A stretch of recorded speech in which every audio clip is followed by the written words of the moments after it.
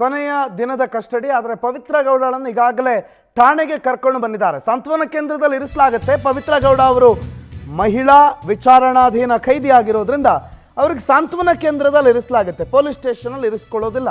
ಅವರನ್ನು ಸೂರ್ಯಾಸ್ತದ ನಂತರ ಸೂರ್ಯೋದಯದ ಒಳಗೆ ಪೊಲೀಸ್ ಸ್ಟೇಷನಲ್ಲಿ ಇರಿಸ್ಕೊಳ್ಳೋ ಹಾಗಿಲ್ಲ. ಹಾಗಾಗಿ ಮಹಿಳಾ ಸಾಂತ್ವನ ಕೇಂದ್ರದಲ್ಲಿದ್ದ ಪವಿತ್ರ ಗೌಡಳನ್ನು ಅನ್ನಪೂರ್ಣೇಶ್ವರಿ ನಗರ ಪೊಲೀಸ್ ಠಾಣೆಗೆ ಬೆಳ್ಳಂಬೆಳಿಗ್ಗೆ ಖಾಕಿ ಕರ್ಕೊಂಡು ಬಂದಿದ್ದಾರೆ.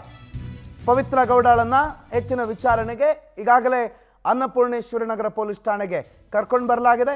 ಬೆಳ್ಳಂಬೆಳಿಗ್ಗೆ ಅವ್ರನ್ನ ಕರ್ಕೊಂಡು ಬಂದಿದ್ದಾರೆ. ಪ್ರತಿದಿನ ನಾರ್ಮಲಿ ಒಂದು 8, 8:30, 9 ಗಂಟೆಯ ಒಳಗಾಗಿ ಅವರನ್ನು ಕರ್ಕೊಂಡು ಬರಲಾಗ್ತಾ ಇತ್ತು. ಇವತ್ತು ಲಾಸ್ಟ್ ಡೇ, ಕಸ್ಟಡಿಯ ಕೊನೆ ದಿನ ಆಗಿರೋದ್ರಿಂದ ಅವರನ್ನು ಇವತ್ತು ಕೂಡ ಬೇಗನೆ ಕರ್ಕೊಂಡು ಬಂದಿದ್ದಾರೆ.